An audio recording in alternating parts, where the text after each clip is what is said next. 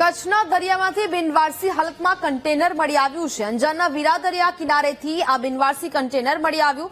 મળી આવેલા કન્ટેનર અંગે પોલીસે હાલ તપાસ શરૂ કરી છે।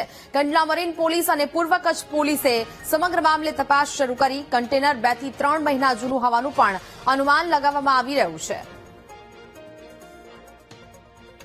સંવાદદાતા શુભમ ફોન લાઈન પર જોડાયા છે। શુભમ, કચ્છના દરિયામાંથી બિનવારસી હાલતમાં કન્ટેનર મળી આવ્યું છે, શું વિગતો?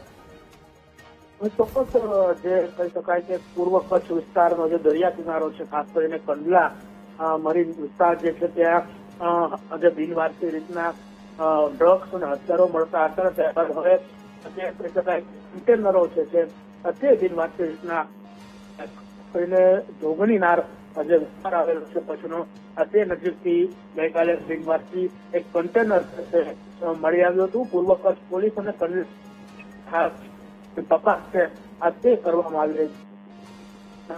અધિકારીઓમાંથી જે માહિતી મળી રહી છે તે મુજબ 2 થી 3 મહિના જૂનું કન્ટેનર જે છે તે મળી આવ્યું છે। જોકે આ કન્ટેનર કઈ રીતના તણાઈને દરિયા કિનારે પહોંચ્યું તે પણ એક મોટો સવાલ છે, કારણ કે અત્યાર સુધીમાં 5 જેટલા કન્ટેનર છે તે આવી રીતના બિનવારસી રીતના મળી આવ્યા છે। દ્વારકા પાસેથી એક હોય કે પછી જે કહી શકાય કે કચ્છના અબડાસા હોય, આ તમામ વિસ્તારમાંથી અત્યાર સુધીમાં 5 જેટલા કન્ટેનર છે તે તણાઈ અને મળી આવ્યા છે। એટલે ક્યાંક પોલીસ માટે અને એક તપાસનો વિષય અને માથાનો દુખાવો બન્યા હોય તેમ ખાસ વારે છે તે આ રીતના કન્ટેનરો દરિયા કિનારે તણાઈને આવી રહ્યા છે। જખો મરીન પોલીસ દ્વારા છે તે જે હાલ પેટ્રોલિંગ પણ છે તે વધારી દેવામાં આવ્યું છે ને હાલ મરીન પોલીસ દ્વારા છે તે વધુ તપાસ છે તે હાથ ધરવામાં આવી છે। જી બિલકુલ, જાણકારી બદલ આભાર।